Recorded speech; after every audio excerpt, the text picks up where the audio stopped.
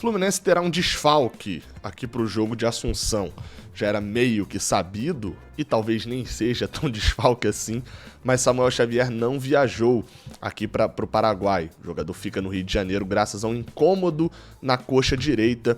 Já tinha informado até sobre isso o meu parceiro Dedé Onelei, lá da Web Rádio Fluminense. Ele não viajou, os repórteres que cobrem o Fluminense lá estavam lá no Galeão, lá no Rio de Janeiro, no embarque, trouxeram algumas informações e a gente aqui do Paraguai também já traz outras informações. Na verdade, a gente replica aqui também e comenta algumas informações que saíram hoje no Rio de Janeiro. Dentre elas, essas viagens e não viagens, como Matheus Ferraz, por exemplo, que veio. Por que Matheus Ferraz veio? Os jogadores todos que vieram aqui para Assunção, tem jogador a mais, quem que vai ser cortado? E também comentários sobre a notícia que saiu no Netflu sobre o Fluminense ter descumprido um acordo com o Independiente Del Valle e a dívida ter aumentado um pouco. É isso, vamos embora para o Giro de Notícias.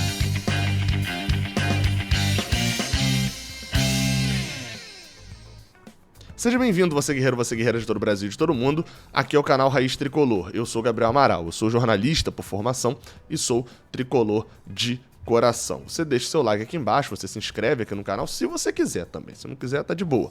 E vamos embora falar das notícias. Como eu falei, Matheus Ferraz viajou e Samuel Xavier não, né? Sobre Samuel Xavier eu já comentei. Sobre Matheus Ferraz, a viagem foi informada pelo Thiago Lima, lá do GE, enfim, o Marcelo Neves também do Jornal o Globo, inclusive as fotos que estão na thumb aí são desses dois repórteres, estavam por lá. Matheus Ferraz, segundo o Thiago Lima, foi a novidade na lista de 26, e atenção aos 26 relacionados do Fluminense para a viagem ao Paraguai. O zagueiro tem como ponto forte a bola aérea, que foi o que preocupou contra o Olímpia na partida de ida no Engenhão, né? Enfim, aí fica aquela dúvida, vamos lá. Se Matheus Ferraz joga, eu já vou unir essa daqui a outra parte que é a lista de jogadores. Eu vou pegar até a lista aqui que o próprio Thiago Lima colocou para poder botar para vocês aí na tela, né? Porque aí fica mais fácil para vocês irem acompanhando nome por nome, posição por posição. Mas assim, tem um resumo básico já de cara, tá?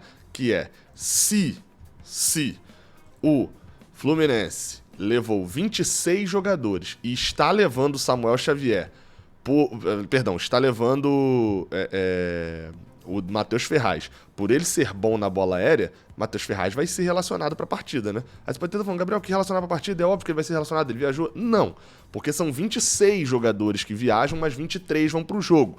Por que o Fluminense traz 26 jogadores? Para eles poderem fazer turismo em Assunção? Não, porque a gente está numa época de Covid e além das questões do Covid, você ainda tem também o ponto em relação a uma possível lesão e a dificuldade de trazer um jogador a mais aqui para Assunção e etc. Todos esses problemas. Então, assim, por isso o Fluminense traz 26 jogadores, mas só 23 vão para jogo. Vamos lá. Aqui tá a lista lá que o Thiago Lima informou dos 26 jogadores que viajaram. A gente já corta um direto, né? Tem que cortar 3. A gente já corta um direto, Fábio, Marcos Felipe, cortado Muriel, vem só para se tiver algum problema com os zagueiros.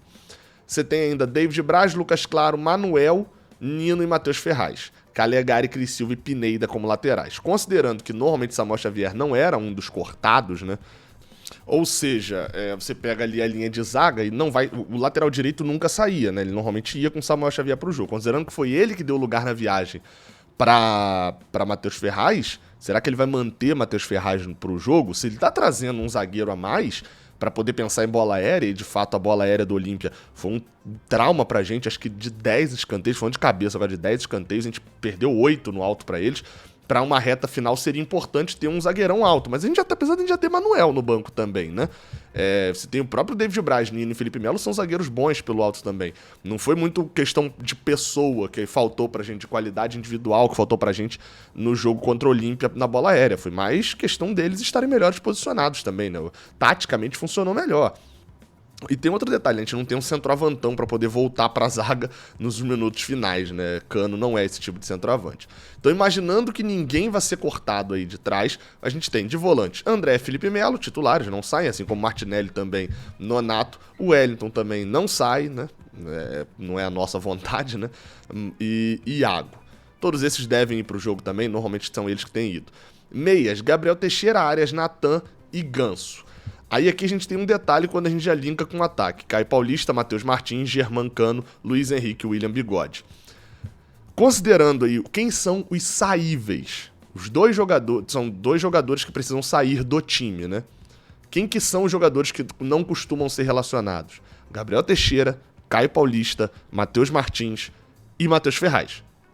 Esses dois nomes vai ficar entre esses quatro, muito provavelmente. Tal qual Abel pode pensar na parte defensiva, na reta final do jogo, não podendo sofrer um gol e etc. Ou o gol de empate ou o gol da vitória deles, né, da virada deles. Colocar mais um zagueiro em Matheus Ferraz, ele também pode pensar no fato de, num segundo tempo, onde ele já perdeu a vantagem, ele precisar de mais jogadores de frente. E aí, meu amigo, ter que contar com Gabriel Teixeira, com Caio Paulista, com Matheus Martins, além de John Arias no banco. Vai ser curioso para ver, tô curioso para ver quem Abel Braga vai cortar dessa linha de 26 jogadores. Um, como eu falei, deve ser Fábio, os outros dois devem ficar entre esses 4 jogadores também. Vamos ver, né? Bem, a última notícia aqui desse vídeo é sobre uma notícia publicada no Netflu. Notícia falando com o título, né? Flu descumpriu o acordo com o Del Valle em dezembro passado e dívida aumenta. Segundo a matéria, eu vou até ler aqui um trechinho aqui dela para vocês entenderem bem fácil, né? O Fluminense vendeu o atacante Luiz Henrique por 9 milhões de euros fixos, além da possibilidade de mais 4 milhões de euros caso as metas sejam batidas. Informação aqui do Raiz Tricolor, foi a gente que trouxe mesmo essa informação. Mas segundo o Netflu, o Fluminense simplesmente não fez o pagamento de uma parcela de pouco mais de 500 mil dólares, cerca de 2 milhões e meio de reais, em dezembro do ano passado.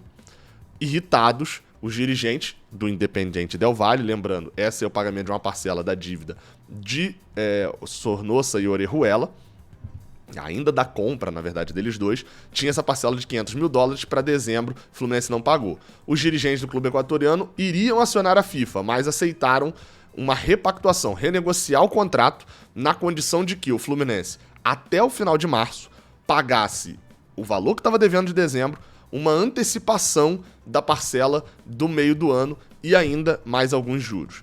Segundo a matéria do Netflu, esse valor, com multa, com juros, etc., é de 1,5 milhão de dólares, algo em torno de 7 milhões, quase 8 milhões de reais. Só que essas 3 parcelas equivaleriam, né, a 3 parcelas da dívida, a parcela é de 0,5 milhão, 1,5 milhão de dólares, só que estariam 2 parcelas por causa da questão do atraso. E aí o Fluminense não pagando, o Del Valle iria acionar a FIFA, esse caso já está desde 2017, etc. Obviamente o Fluminense seria punido junto à FIFA, poderia sim perder pontos ou ser impedido de registrar novos jogadores durante um bom tempo até pagar a dívida com o Del Valle. Ou seja, existe um ponto aqui nessa matéria, eu vou dar um ponto aqui, porque até aqui a matéria, eu gostei muito da matéria, traz informações interessantes e ela mostra pra mim um erro, não sei se estratégico, tá?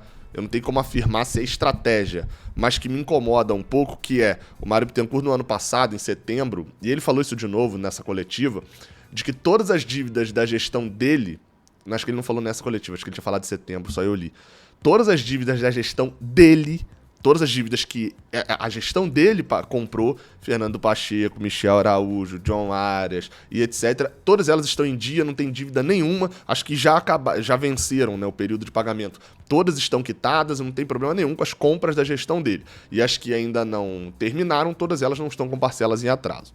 Ele já falou isso. E o problema essa parcela ainda de Sornosa, etc., parcela de dezembro, só para explicar, normalmente essas compras, elas não têm parcela mensal, tá? Então não é 500 mil euros, 500 mil dólares por mês, não. Essas parcelas nunca são mensais, elas são semestrais ou anuais e tal. Então por isso que em dezembro ele tinha que bancar esses 500 mil dólares. O Fluminense não tinha dinheiro, eu botei um vídeo aqui hoje pela manhã, com uma informação minha em dezembro, no início de dezembro, falando sobre o Fluminense precisar de fazer uma venda. O Fluminense precisaria fazer uma venda até o final do ano. E não fez essa venda, né? Não fez. Ou seja, já havia esse desespero para esse pagamento lá em dezembro. Não houve a venda, do Gabriel Teixeira, não houve a venda de Nino, e agora houve, no início de fevereiro, do meio de fevereiro, a venda de Luiz Henrique, que é provavelmente de onde vem o dinheiro para bancar essa dívida de Sornosa e Orejuela. Me incomoda um pouco que todas as dívidas da atual gestão estejam pagas e essa mais antiga ainda não, seja que esteja enrolando. Obviamente, isso é também uma narrativa interessante de o que eu comprei eu paguei. Essa dívida que tá dando problema hoje, a gente tinha dinheiro para pagar uma das duas dívidas. Uma foi a que eu fiz, eu pago a que eu fiz e a antiga fica pra culpa da gestão antiga, etc, que não pagou. De certa forma ele tem razão, a gestão antiga comprou Sornosa e Orejuela e cagou e andou pra dívida.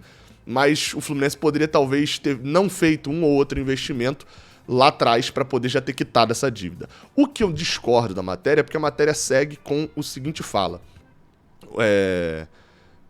Cadê? O Fluminense ainda tem mais 2 pagamentos a fazer que totalizam 7 milhões de reais, 6,9 milhões de reais até o final do ano para encerrar sua dívida com o Clube do Equador.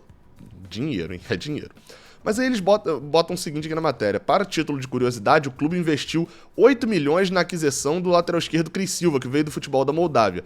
Esse valor seria o bastante, por exemplo, para quitar a parcela de dezembro junto ao Del Valle e não correr riscos de sanções e evitar o desespero na negociação de Luiz Henrique. Aí assim, me desculpa, mas isso daqui não tem nada a ver.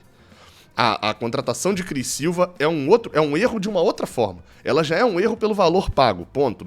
Eu não preciso trazê-la para esse contexto para poder dizer que é um erro pior, porque assim, é simples o fato. A compra de Cris Silva foi parcelada até 2024.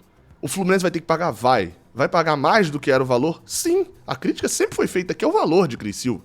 Desesperado. 1,4 milhão de euros no lateral da Moldávia. Que eu fiz o raio-x dele aqui, você não vê momento nenhum pra ele valer isso daí. Não é nem que valeu no passado, tava mal lá. Não, nunca valeu isso daí. Então, assim, a crítica aqui não é o valor, etc. É que não faz sentido. O Del Valle aceitaria que esses 8 milhões de reais fossem pagos até o final de 2024?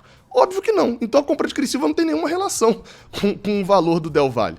A dívida, você poderia virar pra mim e falar assim, Gabriel, se o Fluminense não tivesse pago tanto salário para os jogadores como o Wellington, o salário de Wellington em um ano custou a dívida o valor da prestação de Sornosa e Orejuela no final do ano. Eu concordo, aí faz sentido, é uma crítica válida. Agora, essa de Cris Silva foi um negócio jogado assim na matéria que confesso que achei vazio demais e uma crítica vazia. Porque poderia bater de tantas formas no erro de Mário Bittencourt de não ter o dinheiro no final do ano de uma parcela de, quanto? $500 milhão de euros, ou seja, cerca de 2 milhões e meio de reais. Você pega aí 2 milhões e meio de reais, você divide por 12 mais o 13º, você tem aí um jogador que ganhe por volta de 200 mil. Bota o Wellington nessa conta. Se o Fluminense não tivesse o Wellington para essa temporada, seria exatamente, para a temporada passada, seria exatamente o valor que precisaria pagar no final do ano. Tá aí a crítica feita ao erro da gestão Mário Bittencourt. Agora, a compra de Cris Silva, ela é um erro em si só. Eu não preciso incluir ela em outro contexto. Fazer isso, eu acho desnecessário e até uma indução a um erro que não se compara. Eu até usei um exemplo num dos grupos falando, é a mesma coisa de eu falar bem assim, você tá me devendo R$50 e você tá me devendo R$10 mil e você acabou de comprar um carro. Pô, mas o carro eu vou pagar em prestação de R$50. Você vai aceitar receber esses R$1.000 que eu tô te devendo em prestação de 50? Não. Então, meu amigo, a gente precisa... E uma coisa não tem nada a ver com a outra. Eu vou te pagar esses R$1.000, você tem que pagar à vista, e eu vou ter que preciso de 50 e 50 para trabalhar, que eu sou Uber. É meio que essa a relação aí de uma coisa com a outra. Enfim, mas é isso. A compra de Cris Silva ela é ruim por si só, não precisa incluir ela num contexto de Sornosa e Orejuela. Tem algum fator ali pro Fluminense também não estar quitando essa dívida no Equador e ter feito novas dívidas que já estão quitadas, e logo essa é que sempre atrasa. E, claro, Matheus Ferraz, acho que não tem nada a ver ele viajar, eu não acho que precisaria dele no final do jogo, não. Mas espero... Não espero estar errado, não. Espero estar certo, espero que a gente faça gol no início e não precise ter pressão no final. Até a próxima, valeu.